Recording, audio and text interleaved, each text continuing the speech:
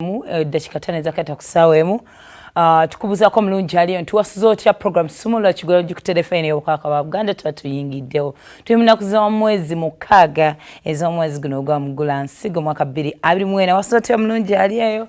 Are you ready to start this Wednesday? If yes, just say yay. If not, just hang in there. Saba mukama Katonda ajja kubanga akuyisaawo wonna wokwamidde kyonna ekiganye. Just agree with me nti oyise mbingi nnyo kino si kyekigenda okubanga kikumala.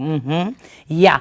Kale, tukera kubanga tutambula ne banafa abatabula batunzi bataka Buganda kumbucha ekyokunywa ngo ino kubanga ozze emyaka 18 okubanga okigezaako. Victoria School of Beauty nga batuyigiza skills ez'enjawulo amne Diaspora Connect abunno nga tukolera ku mpapula okweyongerayo. Binye ebiri mu Shebeta Source byotasaanidde kusubwa tulina olutambula maaso tulina akaama tulina twechesho gye gwera tulina tamuza ebyobulamu oli wadde mbokulako kyobeero yagadde but regardless tugende tukole. Good morning.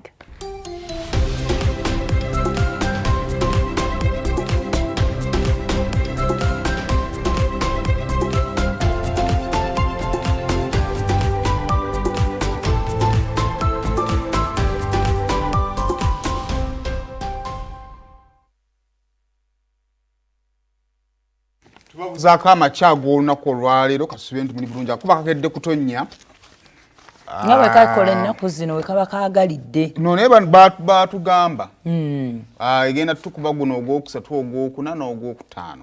Okay. Yes, so just tuberebeze mu kiraasi bakwanda singa batonnya badde bakawongeza kani akawongeza emenyamu mutuke wakaleeti esigale ng'etonnya ku makya oba kironga twebase msana tukole ebyaffe nawasifa abagitegeerera.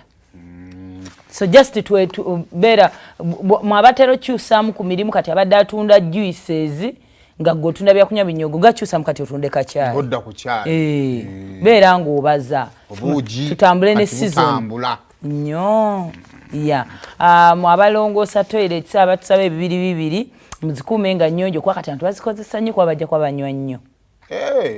Toyizikola nnyo ku mpewo. Yeah. Bade sikiwanga budde. Toyina kiwabudde olina kubanga okimanyi. Katenza tasikolanga kumba nnamanya. Sikola mutoyi. Just you have to know how our body reacts. Ndi abnormal nga sikifuna. Tokifaako. Enaku za mwezi ziri mukaaga tuta mwezi guno ogwokusatu gubaga wakatandika ogwa mugula nsigo mwezi ogwa March first quarter of 2024 bitambula bitya biringa bo wabibala oba naawe olucha lubala nogamba luwedde kale alhamdulillah. Kakati guno ekitegeeza by now mwinno okubanga mwasasuddwa emisaala mwe bamukolera musaala mmwe banyongeremu mukaaga. Kale nero osobola okumwikiriza nobanga wakola ennaku ana. Anti balandiroodi babanja owange no owedduke ninge yayombye naye teyambuza nako good morning atatera kweyisa bwati oba mbeera. Money needs to be paid. Nange najibulutikinze. You don't talk to me like that. Pozisi nakuwa sente. Ningamba twayombye mga tetuyombanga mbulije tukolagana bulungi. Agenza okulanga kirabika edduuka olifudde lyamu. Money needs to be singa badde amanya batuuze b'ekigugo yani badde bakubira ku masimu. Ti ono mwamusindika eno liri. Ono mwana wammwe wa kika kyaffe. Kakati speaking of embeera olumu yetukozesa ebintu ebyenjawulo. Era bwete we yasindika abakozi ba KCCA abeere enguudo ku ne beekalakaasa. Tekiruddewo. Saala gufuusa omusaala. Babanja ssente eziriyo mu kawumbi kalamba. Naye nange omuntu akolera 10,000 watuukira mu kawumbi nno naawe amusasula oba oluddemukko. Bambi oba olina bube oba kati tonnatuuka nze wendirandiroodi wange kummanji. Bwe njagala olowooze ku kivulu kyakakaaga nnyini kyo wakolera akawumbi aba ayina abantu bameka. I know. Supervisor no wa mutwalo. Amgamba abantu batukudde nakusalidde kuvaano paka waliyane bantu mwekaza. Kakati no munnange eggulo okwekalakasa kuno kwatambula era ojjukira nga beekalakasa paka bagende ku parliament ne papula byabwe. Kakati eggulo ba meetinze akakiiko ka parliament era nga kabadde kakuliddwamu speaker parliament omukyala Sipiika Among. Kakati abakulu bano mu KCCA okuli ne minister wa Kampala ne CEO oba MD Dorothy Kisaka ne Lord Mayor ba meetinze abakulu bano. Moshi wawangalira mboto. Bona kulojja suka. Ayisewo buyisi. Ojja mulengera mukafaananyi. Omulengera. Kakati munaye omanyi buno obuyeye abavubuka babeerabeeramu bubakumanga abato kati bwakyusa lifestyle yadda mu majeeto faananyi masango wa maafi munaye bw'atyo Sipiika Parliament ng'asooka abagamba bannange naye mmwe temuyinaamu nsonyi kulaba ali kuwa kubabanja kuba n'abakulu abakozesa bali abantu temulinaamu nsonyi kulaba abakyala bali musayiza bamama bamwe kukeera ku nguudo ssaawa 10 ne batuuka ne babanja 10,400 akakaaga temuyinako abuntu kale tugabe muno ssente teziriyo ne waliwako obuntu Lord Mayor ali mu kuloopa temulinaamu ku nsonyi munnange bw'atyo MD Dorothy Kisaka yanukula olwo Sipiika ng'agamba abantu bano basasulibwe ko ye tulina okuddayo tutunule mu nkalala tulaba abantu bano bafuna batya emirimu perero zaabwe ku district level abantu abo bafuna emirimu nga tebaditandde gifuna byonna ng'abyogera Lord Mayor ng'amugamba oyogera kibukazi gw'oli mukalu tulabye abakalu ku nsi kuno naye munnange n'ebyogera biswaza weekaza muna ngambe weekaza kazi go weekaza abakalu tannabalabako munaye bw'atyo ng'agamba ekisookera ddala ffe tumanyi era n'alopa ewa Sipiika n'agamba nja nkubulire waliwo obusakoozi obuddi otondebwawo olwedde abakozi abo balina ebibiina bye bayingiriramu mwe beegattira naye munnange n'amugamba waliwo ekibiina kye bazze batonzeewo kiyitibwa 7 Hills mbu abakozi bonna mwe balina okubeera ekyo nange nakiwulidde weebale nnyo era munnange njagala okukulopera mbu byampaka balina okugenda omwo ensonga byonna kwagala kugobako babbo kuyingiza baabwe bebaagala bagobe buli anaabateyewandiisiza naye gwe olaba Sipiika ekyo kisaanidde munnanga awo nno Dorothy Kisaka yasabidde ku lunaku Sipiika namwe sigenda kuwa yadde essaawa yadde olunaku si kutandika wabula olunaku olw'enkya luno olukeseza olwaleero basooke babawo omusaala omukadde then banoonyeze ku ngeri gye baafunamu emirimu awo ne banaabagoba tetubalinaako kuba ziri baazikola kati baana bakizwa nti baafuna bubi emirimu nga sente ziri enkadde baba tebaakola onfune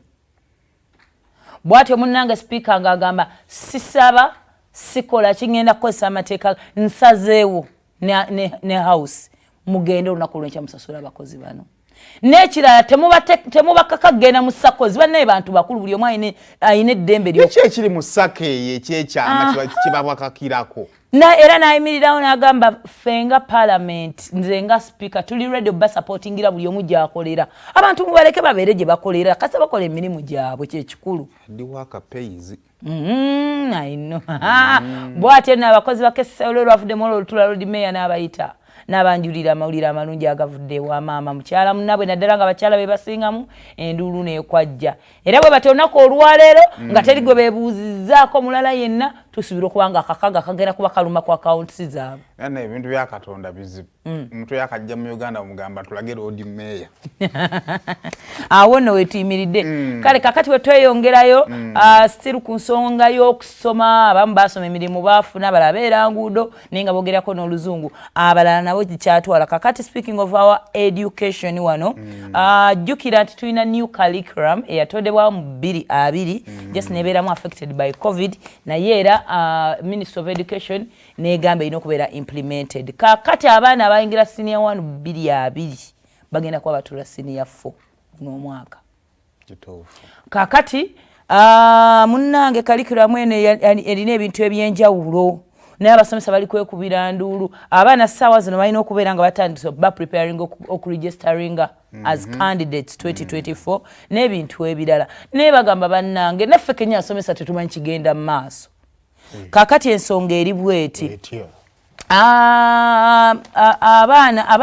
abaana kati birife byemwa sife mmwe abasookayo okusoma bemwakolanga subjects 24 omwana bw'ayingira mu senior 1 alina okukola subjects 12 bazitoolako 11 ziri compulsory feza zali 10 in 10 wale tuzali nnyingi then emu eri ki optional kakati awo ne tugenda bw'atuuka mu senior 3 awasuule musanvu nga guli compulsory maximum akola 8 rather minimum akola 8 maximum 9 naye nga 7 a compulsory onfunye bulungi nnyo kati kuno kwe tugatta kuva we yayingira senior 1 bakola learners assessments ezo zicontributinga 20% ku final exams bagenda otula ku senior 4 naye munnange abasomesa baligamba ebintu because ziri nnyo best the projects actually ezino kukolebwa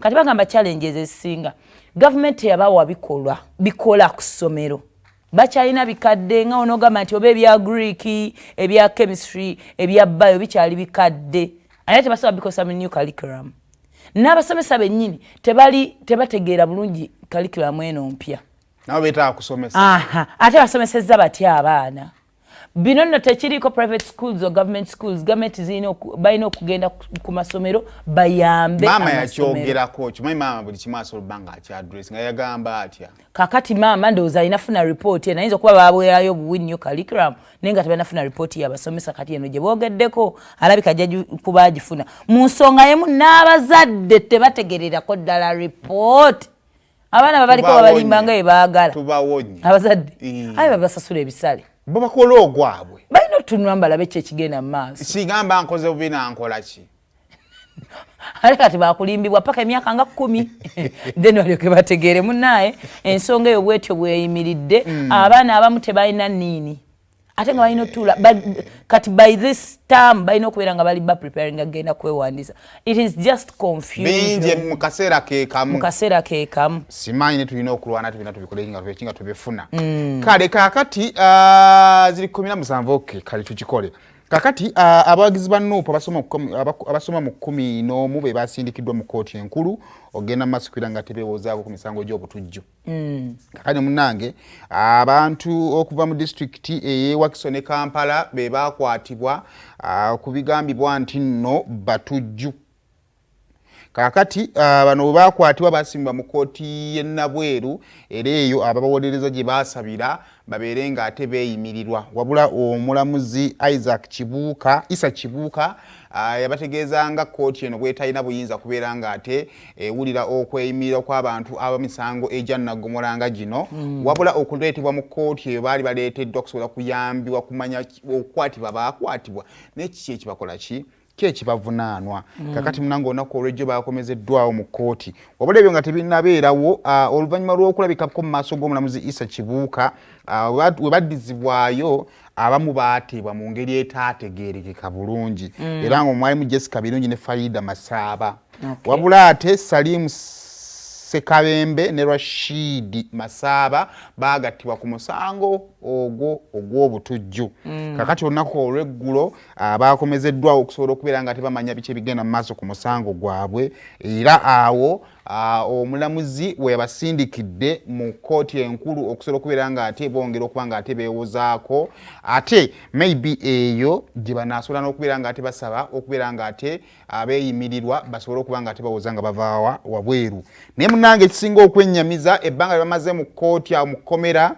omuwabi wa gavumenti akyagenda mu maaso okubeera nga ataanoonya obujulizi Richard Birivumbuka obeera ne bino yalina obivumbula akyagenda maaso okubeera nga ate anoonya obujulizi obunaasobola okuba nga buluma abantu bano ku bibavunaanwa kakati abawolereza Honorable Shami Malende yavuddeyo n'atuusa okwemulugunyako ku ngeri kooti y'e Nabweru gyekuttemu omusango guno era bw'atyo n'asaba omusango guno gwolezebwe mu lukale nga buli omu alaba kubanga olunaku olw'ejjo n'abamawulire baagobeddwayo yes abamawulire baagobeddwayo so tusobole okubeera nga ate gubeera mu bwerufu okusobola okuba nga tugenda mu maaso okubeera nga ate tumanya ebigenda mu maaso so ebyo byebyo abakwatibwa bakyakwatibwa n'okuwozesebwa bakyawozesebwa so katubasabire babeere nga bavuunuka wakati mu b'eŋŋanda okuba nga bakaaba bakaaba naye abantu baffe mubate abakyala abaami baabakwata bagamba ebintu bitukaluubiridde nga bwe mwasobola okutabali naffe baffe wakite mubata